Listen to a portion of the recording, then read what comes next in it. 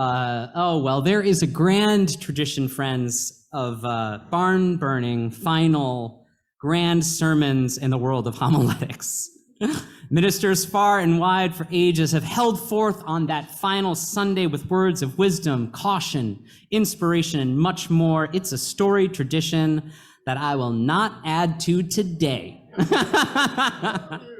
Instead, I'd like to take a lesson from a class we had this spring. It looked at a few different topics around the end of one's life. And one of the exercises we did in the class, or that we began, was to write an ethical will.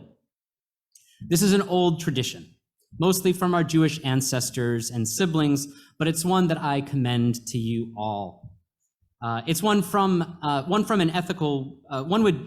an ethical will as maybe a letter, a simple way of transmitting some of what they've shared or what they've learned with others. And the letter might be filled with some of the lessons that person has learned in their life. And though I would have really liked to give each of you a letter like this, but practicality and my own laziness simply would not allow for it. So I hope you'll accept this sermon instead in the tradition of an ethical will, and how we've communicated so many times before. So here is my letter to you. Dear beloveds, you have been busy. In the past 5 years, you took a 10-month half-time contract minister and generously and joyfully helped him become a real live minister, your real live minister. And over the past 5 years, you've taught me so much. And I'd love to do a sermon about all of those things. In fact, that was the advice a lot of people gave me about this sermon. They said, just tell them how much you love them and remember and reminisce about all the things you did together. Well, friends, I gotta tell you, as much as I would have liked to do a review session today in class, I think I want to honor my mother, a lifelong educator, and do one more little lesson instead. So one of the anthems of my life is Way Over Yonder. I've used it as source material for sermons before. It was sang at my ordination, and I sort of wrapped it for you all during COVID and an auction sermon. That was quite a Sunday. I love it because it calls the listener to explain, it calls on the listener to listen to where the singer thinks they're going. That far away, distant, yet somehow intimately present place that we all may be going. And subtly, it makes any listener ask, well, where am I bound? And bound is a funny word. It can mean going places. It can mean being together, bound together. In fact, religion means to re-bind, religio, to come back together. So I want to share some of the answers I've found in my own life about going places and what to do when I get there.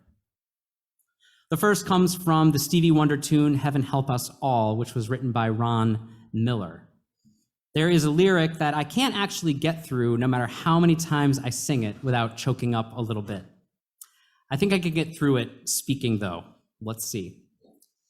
It goes, now I lay me down before I go to sleep. In a troubled world, I pray the Lord to keep hatred from the mighty and the mighty from the small. Heaven help us all. Keep hatred from the mighty and the mighty from the small. This advice draws to mind so much of what we see in our world today. It sings to the power exercised by those in power over the rights to vote.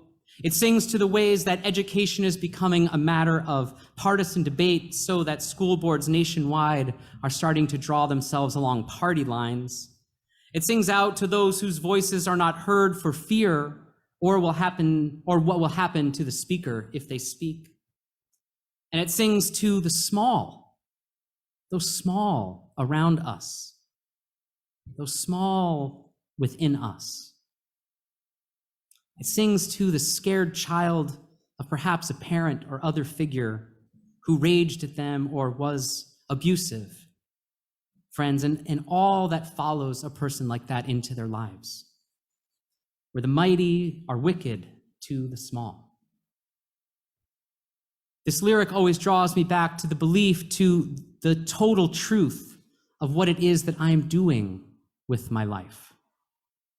And that is always to have the side of the most vulnerable, and to put all gifts of all kinds into the service of protecting them, while working to change how the mighty may see a better way forward. I believe this is at the center of the work in so many Unitarian Universalist worlds that we are undertaking, to dismantle all forms of oppression. And that is where we are called, friends. That's where perhaps we are bound.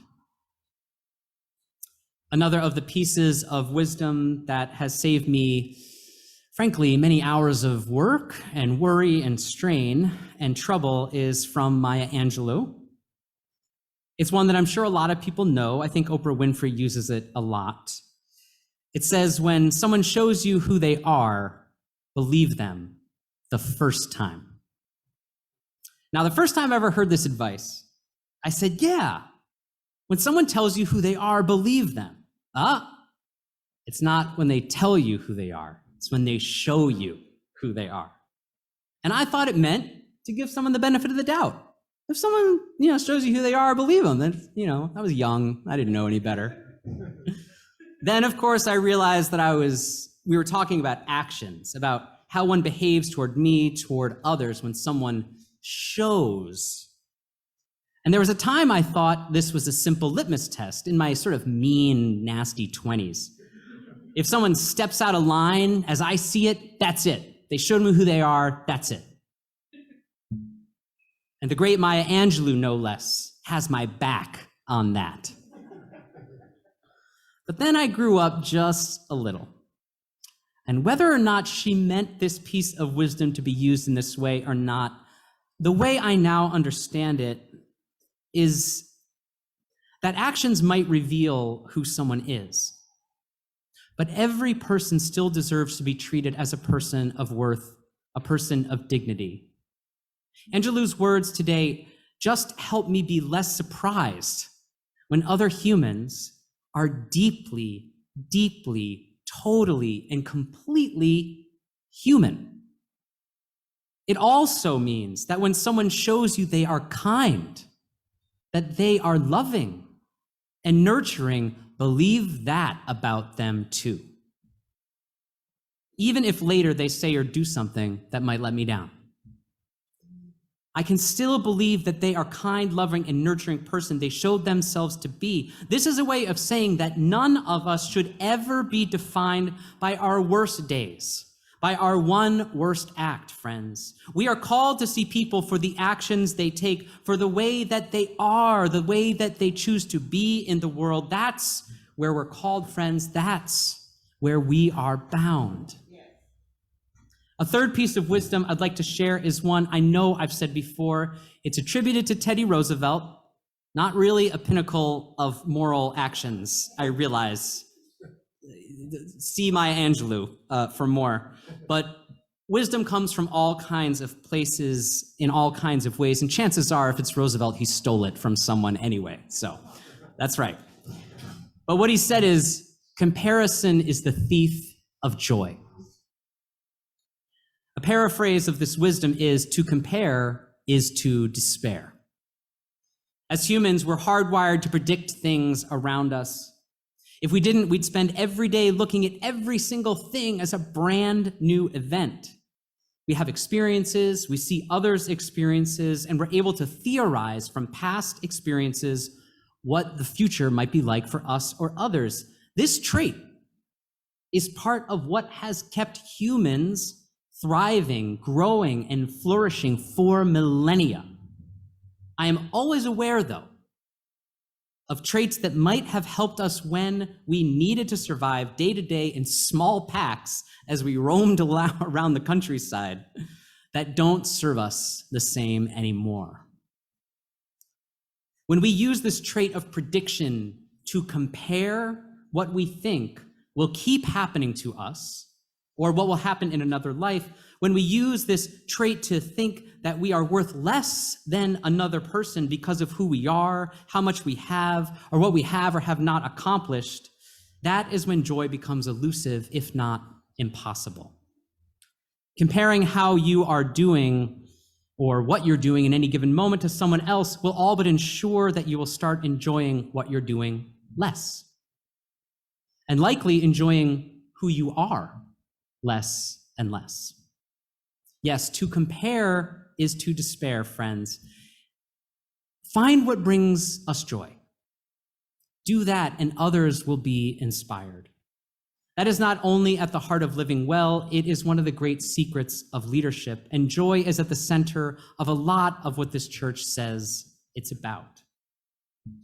That's what we're doing here, right? That's where we're bound. And this really goes hand in hand with one of the most important pieces of wisdom that I think we've heard in the last few decades. It comes from another saint, though not as venerated as St. Francis, perhaps. It comes from St. Fred of Pittsburgh. And it goes, "I like you just the way you are." I mean, Billy Joel made a hit record out of saying, "I love you just the way you are." So, you know. And it's probably because it's true. Listen. One of the things that I know happened when I announced I was answering a new call was some self-searching and maybe some wondering about this community, about who you are, what happened. Please believe me. I mean, some of you are looking for more doors to hit me in the butt on the way out, but I understand. That's fine. But please believe me, on the lives of St. Fred and Billy Joel, I like you just the way you are. Indeed, I love you just the way you are. I hope that you will believe this, and my parents will vouch for me when I say, I have a tendency in my life to run toward things when I am called. And that is all that has happened here. I don't run from things when they get tough. I really try to run toward things when they need it. I love you very much just the way you are. In fact, I think I like you a little more than you like yourselves sometimes. I'm just being honest, friends. As someone who has struggled with that particular sense of inferiority in the past, I know how pernicious that can be. I really do. You're greatly loved. Please know this.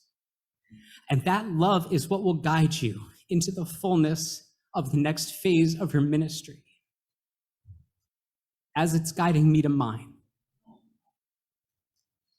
We are in this together, bound together. And okay, this would not be advice from Reverend TJ if it didn't offer some practical advice about streaming content online.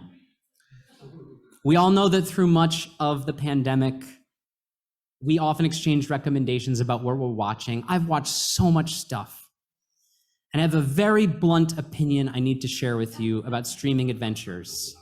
And I realize it's more of an opinion than any kind of wisdom, but please, when you are making choices about media to consume, I have found that stories told by, featuring, and about brave, bold, and brilliant women are the best stories around. So my very particular wisdom here is to watch television shows not only with brave women characters, but with brave woman actors. Viola Davis. I'm just going to name names. Viola Davis, Sarah Lancashire, in Julia or in her crime things, Kate Winslet, particularly in Mayor of Easttown, Olivia Colman in just about anything, Regina King, God bless Regina King, The Leftovers, House on Beale Street, The Watchmen, everything. And lately, Jean Smart. Who the heck knew? All the way from Designing Women, and there's a few Designing Women in the audience, gotta say. Hacks, Mayor of Easttown, everything. I'm just giving you straight up how it is. I have found that those stories give me strength, give me healing. So think about that. And in closing, one last piece of wisdom I found, and it's pretty simple and of my own design. Watch children play. Take part if invited. Cheer for them loudly in any case. Liz, as wonderful as it may be to grow compassion, justice, and joy in yourself, please, I beg you really, consider how powerful it will be to build a garden for the youngest among us, so that they too can find a sense and may further these beautiful qualities in themselves. Because I have news for you, friends. The more you nurture the children in these walls, the more you care for the child in you. Yes.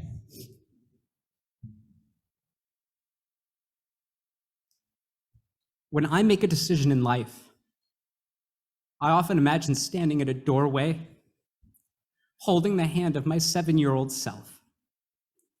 I look down, they look up at me, and I wonder, will both of us like what we're doing?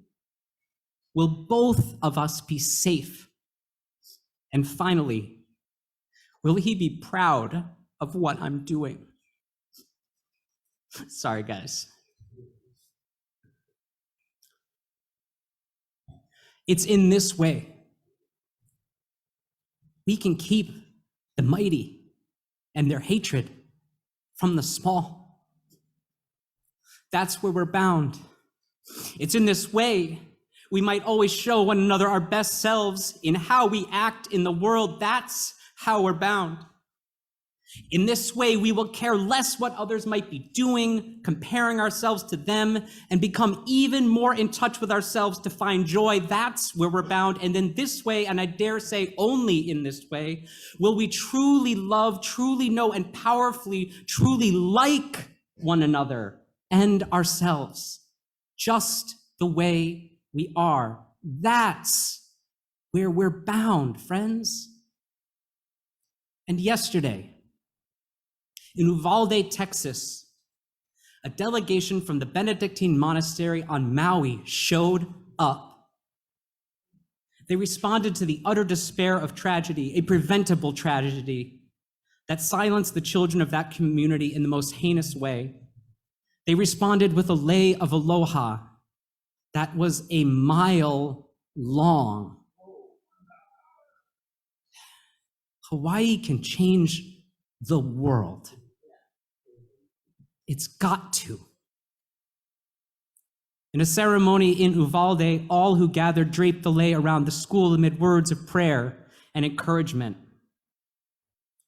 I do not suspect that this act will change everything anytime soon, but it is a reminder of the power of this place and of these lands to change and heal a hurting world. And it is the children you see before you today who will inherit this work, friends.